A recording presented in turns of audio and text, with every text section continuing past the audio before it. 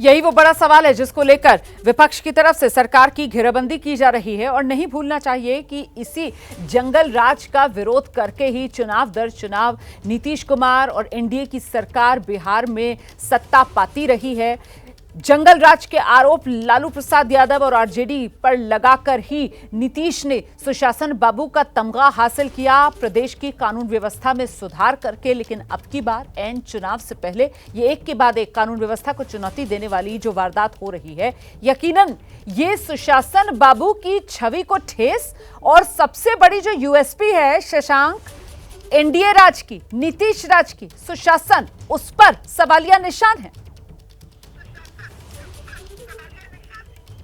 बिल्कुल सवालिया निशान है। गृह विभाग तो नीतीश के पास है। और आप देखिएगा कि जब कारोबारी गोपाल खेमका की हत्या हुई थी तो नीतीश ने एक्स पर पोस्ट किया था, कहा था कि हमने निर्देश दिया है अधिकारियों को कि तेज़ी से जांच कीजिए और जो दोषी हैं उनको पकड़ के जो है कार्रवाई कीजिए। लेकिन उसके बाद देखिए लगातार और भी कई बड़ी हत्याएं हुई हैं और इन जो बीच का जो दिन है उसमें कभी भी नीतीश का कोई स्टेटमेंट जो है मीडिया में नहीं आया है इन घटनाओं पे, ना एक्स पे उन्होंने पोस्ट किया। जबकि गृह विभाग उनके पास है, वही आरजेडी कह रहा है कि सीएम को लॉ एंड ऑर्डर पे बोलना चाहिए, ऑल पार्टी मीटिंग बुलानी चाहिए। देखिए अभी सबसे ज़रूरी यही है कि अपराध पर जो है लगाम लगाने के लिए ठोस कदम उठाने की ज़रूरत है। वो ठोस कदम क्या हो ये सोचना काम जो है बिहार सरकार का है। 3 महीने के बाद चुनाव है।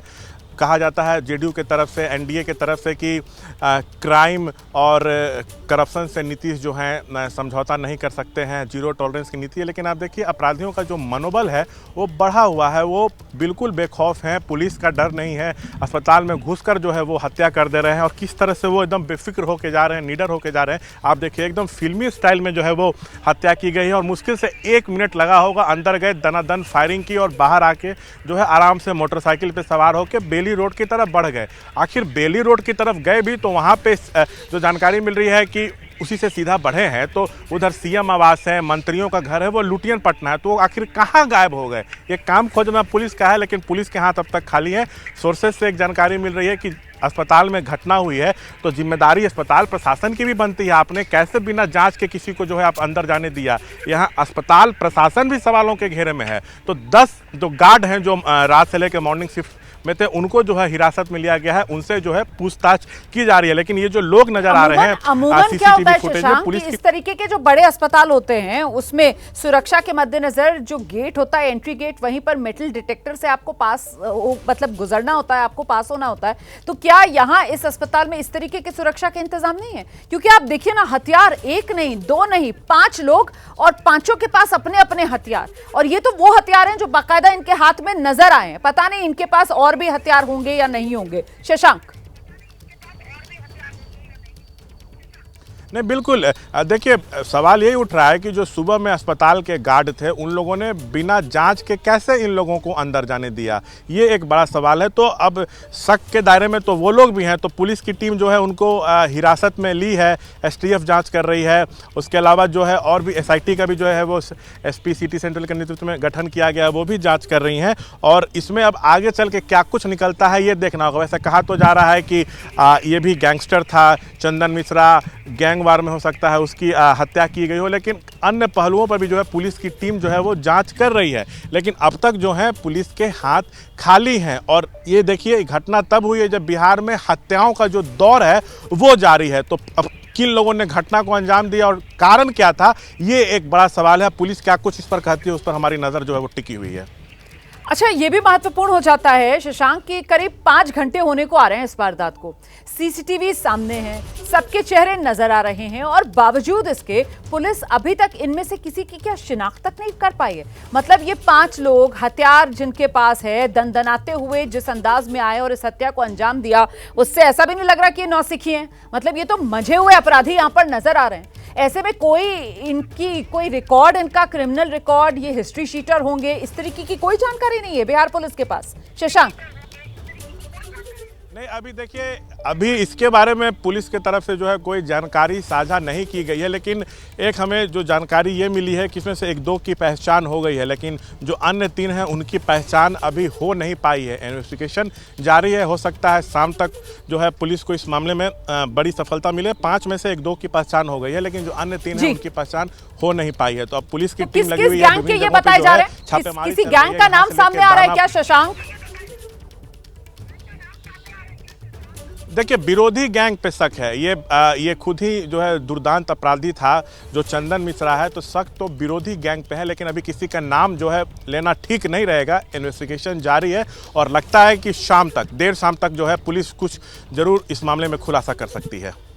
ये चंदन मिश्रा के बारे में जरा बताइए, जिसकी हत्या की गई है, इसका क्या आपराधिक रिकॉर्ड रहा है और ये किस गैंग से जुड़ा हुआ था? देखिए, इसका अपना खुद का जो है वो गैंग है, उसकी तो मौत हो गई। गैंग इसका है, इसका एक मित्र हुआ करता था शेरू। इन लोगों ने मिल के जो है 2010-9 में जो है अपना एक गैंग बनाया था, और जो जानकारी मिल रही है कि 2010 से 2012 के बीच में इस गैंग ने 8 से 10 हत्या की घटना को जो है अंजाम दिया था। उसके बाद ये लोग जेल चले गए थे। फिर इन लोगों को बक्सर से भागलपुर जेल जो है वो शिफ्ट किया गया था। शायद जेल में खतरा था, लेकिन इसी भी जो है इसकी तबीयत भी जो है वो बिगड़ी, फिर उसको यहाँ जो है लाया गया है। लेकिन ये दुर्दांत अपराधी था, इसमें कोई शक नहीं है। हत्या, फिरौती, अपहरण, कई मामले जो हैं इस पे चंदन मिश्रा पे दर्ज थे, लेकिन अस्पताल में भर्ती था, पैरोल पे बाहर आया था और इलाज के दौरान जो है अस्पताल में उसकी हत्या की गई है। तो ये जो है एक बड़ा सवाल अपने आप में है कि बिहार में विधि व्यवस्था की क्या स्थिति है, और बिना जांच के ही अस्पताल प्रशासन के जो गार्ड थे उन्होंने अंदर जाने दिया, तो सवालों के घेरे में वो भी हैं।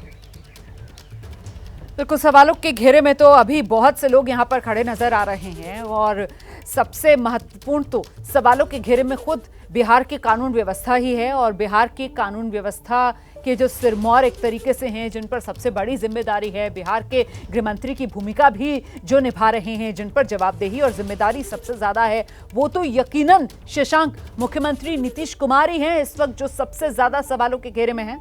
शशांक। बिल्कुल, तो वही मैंने आपसे कहा ना कि गोपाल खेमका की हत्या हुई तो नीतीश का एक्स पे पोस्ट आया था, लेकिन उसके बाद देखिए कई बड़ी घटनाएं हुई जिसमें हत्याएं की गई, उस पर नीतीश ने कुछ नहीं कहा है। गृह विभाग उनके पास है, मीडिया से वो बात नहीं कर रहे हैं। तभी ना आज सुबह मैंने आपसे कहा था कि कल आरजेडी की तरफ से ये आरोप लगाया गया कि मुख्यमंत्री अचेत अवस्था में है, बिहार वासियों को भगवान भरोसे छोड़ दिया है, सो उनको पता ही नहीं है कि बिहार में हो क्या रहा है। सो उनको मीडिया के सामने आना चाहिए और जो घटना हो रही है उस पर बयान देना चाहिए। लेकिन आप देखिएगा कि जेडीयू के बड़े नेता लोग बोल रहे हैं कि कानून का राज है, कोई भी दोषी जो है वो बख्शा नहीं जाएगा, ना हम लोग किसी को फंसाते हैं, ना किसी को बचाते हैं, यहाँ पे सुशासन है। लेकिन ये सब बातें सिर्फ कहने की हैं। ज़मीन पर जो लॉ एंड ऑर्डर है ना, वो पूरी तरह से ध्वस्त होता दिख रहा है। आम लोग, स्थिति ये है कि अब बाहर निकलने में डर रहे हैं। आप देखिए, ये लोग एनडीए की तरफ से क्या कहा जाता है कि आरजेडी के शासनकाल में 1990 से 2005 के बीच लोग शाम में घर से निकलने से डरते थे। आज हालात ये है कि लोग शाम में घर से निकलने में डर रहे हैं। तो जरूरी यही है कि राजनीति को बंद करके आप लॉ एंड ऑर्डर को दुरुस्त कीजिए, कोई ठोस नीति अपनाइए जिससे जो अपराधी हैं वो पुलिस से डरे। लेकिन इन सब पे ध्यान नहीं दिया जा रहा। आप देखिएगा, बिहार पुलिस मुख्यालय में निरंतर बैठकें होती हैं, वरीय अधिकारी बैठक करते हैं, कोई घटना होती है तो एसआईटी का गठन भी हो जाता है, गिरफ्तारियां भी होती हैं, लेकिन घटनाएं रुक नहीं रही हैं। और आप देखिए अभी क्या है कि बिहार में हर जिले के जो टॉप 10 बदमाश हैं उनकी सूची बनाई गई, उस पर जो है वो एक्शन हो रहा है, बुलडोजर एक्शन देखने को मिल रहा है। अलग अलग जिलों में जो कुख्यात अपराधी हैं उनकी गिरफ्तारी हो रही है। ऑपरेशन लंगड़ा चलाया गया है, गोली का जवाब गोली से दिया जा रहा है, अपराधियों को गोली मारी जा रही है। और उसके अलावा जो है संपत्तियां जब्त की जा रही हैं। वैसे अपराधी जो जेल में बंद हैं या बिहार के बाहर से अपराध को संचालित करते हैं, उन पर भी एक्शन हो रहा है। बिहार पुलिस मुख्यालय अपने तरफ से पीछे नहीं हट रहा है, लेकिन जमीन पर कोई असर होता नहीं दिख रहा है। अपराधी जो है एकदम उनके हौसले बुलंद है और उनको डर अब बिल्कुल नहीं है। तो उनके अंदर किस तरह डर पैदा किया जाए, ये काम सोचना नीतीश कुमार का है, ये काम सोचना बिहार पुलिस का है।